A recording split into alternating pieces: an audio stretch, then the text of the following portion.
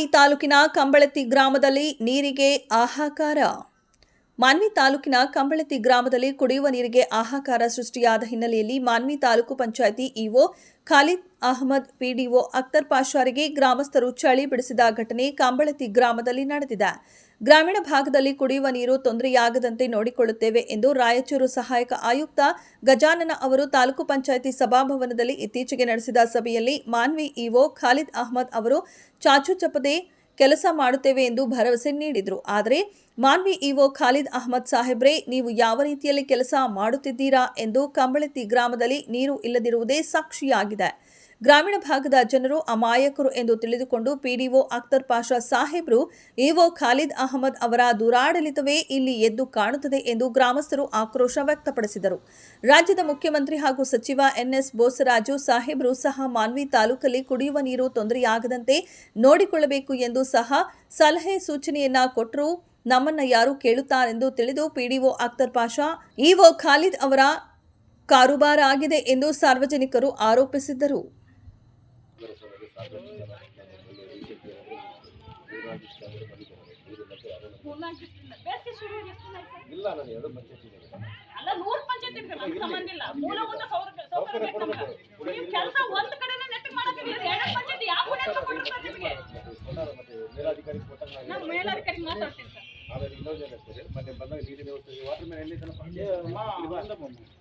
ನಾನು ಬಂದಾಗ ಯಾರು ನೀರು ಹಿಂಗೆ ಕೇಳಕತ್ತಾರ, ಸಮಸ್ಯೆ ಚಪಾತಿ ಆದಾಗ ಇರುತ್ತೆ, ಯಾರಿಲ್ಲಪ್ಪ ಈಗ ಸದ್ಯ ಏನಾದ್ರೆ ನೀರಿನ ಸ್ವಲ್ಪ ಇಳುವರಿ ಕಡಿಮೆ ಆಗುತ್ತೆ, ದಯವಿಟ್ಟು ಏನಂತಾರೆ ಮುಂದಿನ ವ್ಯವಸ್ಥೆ ಮಾಡೋಣ ಅಂತ ಹೇಳಿದ್ರೆ ನಾನೇ ಹೇಳಿದೆ.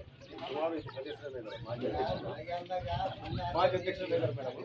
ಈ ಹಿಂದೆ ಏನಂತಂದ್ರೆ ಫಸ್ಟ್ ಪ್ರಾಪ್ರಥಮ ಬಂದಾಗ ನಾವು ಏನಂತಂದ್ರೆ ನೀರಿನ JJM ಏನಂತಂದ್ರೆ, ಫಾರ್ ಎಕ್ಸಾಂಪಲ್ ನೀರಿನ ಕೆರೆ ಇತ್ತು ಬಹುಗ್ರಾಮ ಅಂತೇಳಿ, ಬಹುಗ್ರಾಮ ಕುಡಿಯೋ ನೀರಿನ ಯೋಜನೆ ಬಗ್ಗೆ ಅಂತ ಹೇಳಿದ್ರೆ ಸುಮಾರು ನಮ್ಮದು ಕಂಬಳತಿ ಆಮೇಲೆ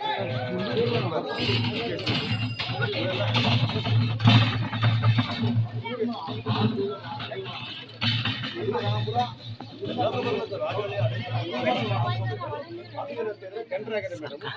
ಅದು ನಾವು ಅವ್ರು ಮಾಡ್ತಾರ. ಬಟ್ ಏನಂತಾರೆ ನಾವೇನಂತಂದ್ರೆ ಸಂಬಂಧಪಟ್ಟ ವಾಟರ್ ಮ್ಯಾನಿಗೆ ಹೇಳಿದ್ವಿ. ಸುಮಾರು ಸಲ ನಾನು ಅಧ್ಯಕ್ಷರು ನಾನು ಬಿಲ್ ಮಾಡಂಗಿಲ್ಲ ಸರ್,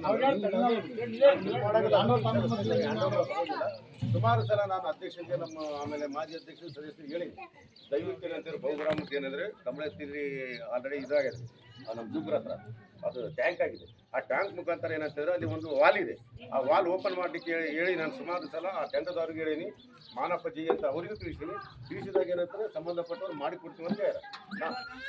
ಅವರು ಸುಮಾರು ಹೇಳಿ ನಾನು 15 ದಿವಸ ಆಯ್ತು ಮೇಡಮ್, ಹೇಳಿದಿಲ್ಲಪ್ಪ ಅಧ್ಯಕ್ಷ ಒಂದು ಅವರು ನಾನು ಬಂದಾಗ ಹೇಳ್ಕೊಂತ ಹೋದ್ರಿ ಮಾಡಾರ ಹೆಂಗ್ರಿ ನಾನು ಹೇಳ್ಕೊಂತ ಹೊಂಟು ಬಿಟ್ರಿ, ಹೇಳ್ಕೊಂತ ಹೋದ್ರಿ ಮುಗಿದೋಗ್ಬಿಟ್ರಿ, ಬ್ಯಾಸಿಗೆ ವರ್ಷ ಆಯ್ತು ನಾನು ಹೇಳಕ್ ಅಲ್ಲಿ ಆ ಟಾಕಿ ನೀರಿಲ್ಲ ಅಂತ, ವರ್ಷ ಆಯ್ತು ಆ ಟಾಕಿ ನೀರಿಲ್ಲ ಅಂತ ಹೇಳಕ ಬಿಟ್ಟಾರಾಗ ಅಲ್ಲಿ ಇಲ್ಲಿಗೆ ಹೊರಕತ್ತೀವಿ ಮತ್ತೆ ಸರಿ ಸರ್ ಒಪ್ಕೊಂತೀನಿ.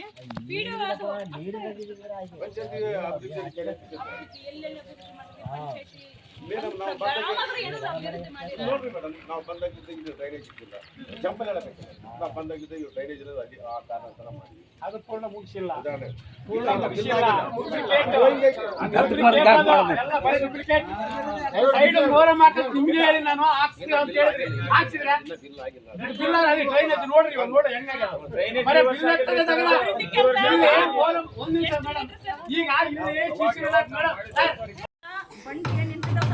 ಇವತ್ತಲ್ಲಿ ಇವತ್ತಿಂದ ಆಯ್ತು ಸರ್, ನಿಲ್ಲಂಗಿಲ್ಲ.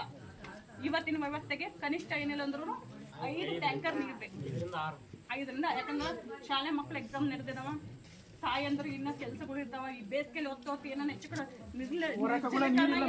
ಬಾಡಿ ಶಕ್ತಿ ಏನೋ ಹೆಚ್ಚು ಕಡಿಮೆ 108 ರೋಗ ಸರ್, 108 ರೋಗ. ಈ ಬಿಸಿಲಲ್ಲಿ ತಾಯಂದ್ರೆ ಏನೋ ಹೆಚ್ಚು ಕಡಿಮೆ ಆಯ್ತು, ಏನೋ ಆಯ್ತು 2 ಗಂಟೆ 3 ಗಂಟೆ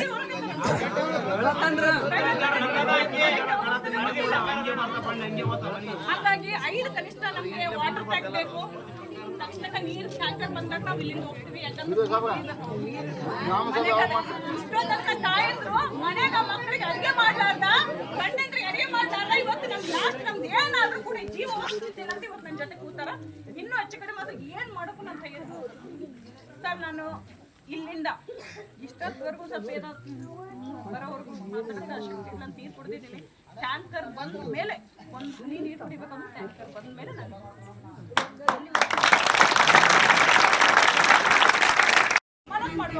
ಗುತ್ತೇದಾರನ ಯಾಕಂದ್ರೆ 3 ವರ್ಷ ಅನುಭವಿಸಿದಾರೆ ಸರ್ ಕಷ್ಟ. ಯಾವ ಪುರುಷಾರ್ಥಕ್ಕೆ ಸರ್ ಇದು ಸೆಂಟ್ರಲ್ ಗೌರ್ಮೆಂಟ್ ಸ್ಕೀಮ್ ಕೊಟ್ಟದ ಮನೆ ಮನೆಗೂ ನೀರು ಜಲ ಜೀವನ ಇವತ್ತು ಶಾಲೆ ಕಳಿಸ್ಬೇಕು ಮಕ್ಕಳು ಮನೆ ನೀರು ಓದ್ಕೊಂಡ್ರೆ ಸಮಯ ಕಾದಾಗ ಎಲ್ಲಿ ಓದ್ತಾರೆ ಸರ್. ಎಕ್ಸಾಮ್ ಮುಗಿಸಿದ್ರು ಮೊನ್ನೆ ಎಕ್ಸಾಮ್ 10th ಮುಗಿಸಿದ್ರಲ್ಲಪ್ಪ ನೀರು ಒತ್ತಾಗಿ ಬರಿಬೇಕಾಗಿತ್ತು. ನಾವು ನೀರು ಒತ್ತಾಗಿ ಬಂದು ಇಲ್ಲಿ ಎಕ್ಸಾಮ್ ಬರಿತಾ ಇದ್ವಿ. ದಯವಿಟ್ಟು ಪಾಸ್ ಮಾಡ್ರಿ ನಮ್ಮನ್ನ ಅಂತ ಬರಿಬೇಕಾಗಿತ್ತು. ನೀವಾಗ ತಪ್ಪು ಮಾಡಿದ್ವಿ. ನಾಳೆ ದಯವಿಟ್ಟು ನಮ್ಮ ಪಾಸ್ ಮಾಡ್ರಿ. ನಮ್ಮ ಪರಿಸ್ಥಿತಿ ಹಿಂಗದ, ನಮ್ಮ ಹಳ್ಳಿ ಪರಿಸ್ಥಿತಿ ಅಂತ 10th ಎಕ್ಸಾಮ್ ನಡೆದಾವ ಸರ್ ಮಕ್ಕಳು. ಗೌರ್ಮೆಂಟ್ ಏನ್ ಮಾಡ್ತಾರಲ್ಲ ಏನ್ ಮಾಡ್ತಾರೆ